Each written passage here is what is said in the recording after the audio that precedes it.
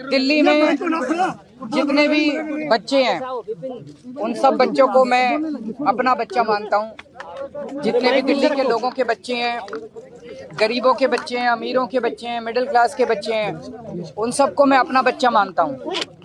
और मैं चाहता हूँ कि सभी दिल्ली के सभी बच्चों को अच्छी से अच्छी शिक्षा मिलनी चाहिए।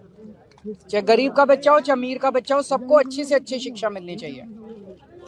कई लोग ऐसे हैं जिनको भगवान ने साधन दिए हैं, वो अपने बच्चों को विदेशों में पढ़ाई करने भेजते हैं।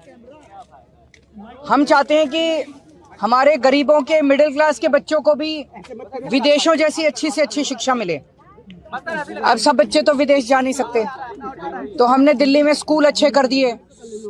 अब हम अपने सरकारी स्कूलों के टीचर्स को विदेशों में ट्रेनिंग के लिए भेज रहे हैं। वो वहाँ पे दुनिया की बेस्ट ट्रेनिंग लेके आएंगे। हम उन्हें फिनलैंड भेज रहे हैं। फिनलैंड दुनिया का वो देश माना जाता है जहाँ दुनिया में सबसे अच्छी शिक्षा फिनलैंड में दी जाती है। तो हम दिल्ली के सरकारी स्कूलों के टीचर्स को फिनलैंड भेज रहे हैं, वहाँ से वो ट्रेनिंग लेके आएँ और हमारे सरकारी स्कूलों में हमारे बच्चों को शिक्षा दें। अभी तक 1000 से ज़्यादा टीचर्स की और प्रिंसिपल्स की हम विदेशों में ट्रेनिंग करा चुके हैं। अब लगभग 30 के करीब ऐसे टीचर्स या प्रिंसिपल्स को फिनलैंड भेजना था हमें। एलजी साहब ने ऑर्डर कर दिया कि ये फिनलैंड नहीं जाएंगे और देखो अगर इनको इंडिया में ही कहीं ट्रेनिंग करा दो। ये तो ठीक नहीं है, ये तो बिल्कुल गलत है। एलजी साहब को क्या प्रॉब्लम है? दिल्ली के लोगों की चुनी हुई सरकार, दिल्ली के बच्चे, दिल्ली के लोगों का टैक्स का पैसा, दिल्ली के लोगों के पैसे से उनको टीचर्स को ट्रेनिंग के लिए भेज रहे हैं। एलजी साहब क्यों रोक रहे हैं? एलजी साहब रोकने वाले कौन होते हैं? एलजी साहब क्यों रोक रहे हैं टीचर्स की ट्रेनिंग को? मुझे बहुत ज्यादा दुख हुआ इस बात से कि एलजी साहब दिल्ली के लोगों की बच्चों को अच्छी शिक्षा नहीं दिलवाना चाहते। मैं आपको सुप्रीम पकड़ना एक बार, मैं सुप्रीम कोर्ट का ऑर्डर लेके आया हूँ। ये सुप्रीम कोर्ट का ऑर्डर है, ये देखो, सारे जने कैमरे पे दिखा दो, ये सुप्रीम कोर्ट का ऑर्डर है। इस ऑर्डर में लिखा है, सुप्रीम कोर्ट ने 4 जुलाई 2018 को बोला था, lieutenant governor of Delhi has not been interested with any independent decision making power. ये देखो, इसमें क्या है, ये सुप्रीम कोर्ट ने कहा है लेफ्टिनेंट गवर्नर को कोई भी स्वतंत्र निर्णय लेने का अधिकार नहीं है। ये 2 बार लिखा, उनको पता था एलजी एक बार में नहीं मानेंगे। एक तो उन्होंने 284 नंबर पैराग्राफ में लिखा और एक उन्होंने 475 नंबर पैराग्राफ में फिर लिखा सुप्रीम कोर्ट ने, there is no independent authority vested in lieutenant governor to take decision. इसमें लिखा हुआ है कि लेफ्टिनेंट गवर्नर स्वतंत्र रूप से कोई निर्णय नहीं ले सकते। सुप्रीम कोर्ट कह रहा है कि लेफ्टिनेंट गवर्नर स्वतंत्र रूप से कोई निर्णय नहीं ले सकते। फिर लेफ्टिनेंट गवर्नर साहब फिनलैंड की शिक्षकों की ट्रेनिंग को रोकने वाले कौन होते हैं? वो क्यों रोक रहे हैं? वो कहते हैं मैं सुप्रीम कोर्ट को नहीं मानता।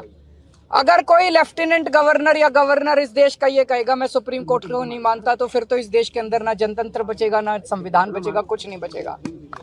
हमें बेहद दुख है कि आज हम सब लोगों को, दिल्ली के मुख्यमंत्री को, दिल्ली के सारे चुने हुए विधायकों को एलजी हाउस मार्च करके कोई बड़ी चीज के लिए नहीं जाना पड़ रहा है, मात्र इस चीज के लिए जाना पड़ रहा है कि एलजी साहब हमारे शिक्षकों को फिनलैंड ट्रेनिंग के लिए जाने दो, उनको मत रोको।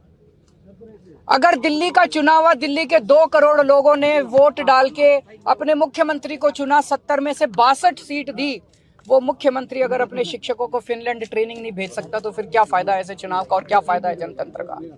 अभी हम सारे जा रहे हैं और मैं उम्मीद करता हूं कि एलजी साहब को अपनी गलती का एहसास होगा और वो शिक्षकों को ट्रेनिंग के लिए जाने दें।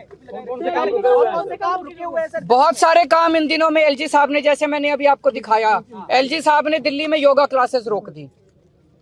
बताओ, योगा क्लासेस रोकने से एलजी साहब को क्या फायदा हुआ? 17,000 लोग डेली योगा करते थे, मैं उनको फ्री में योगा कराता था।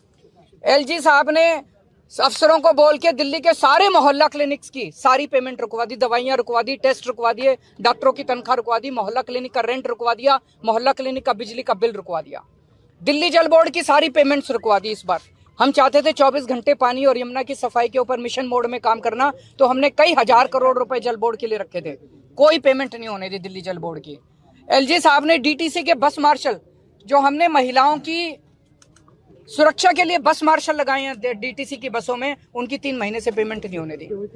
पता नहीं कितने सारे काम एलजी साहब ने रोक दिए। तो ये सुप्रीम कोर्ट के ऑर्डर की कोई वैल्यू ही नहीं है। सुप्रीम कोर्ट कह रहा है एलजी साहब कोई एक्शन नहीं ले सकते, कोई स्वतंत्र रूप से निर्णय नहीं ले सकते, तो फिर एलजी साहब ये सारे काम कैसे रुकवा सकते हैं?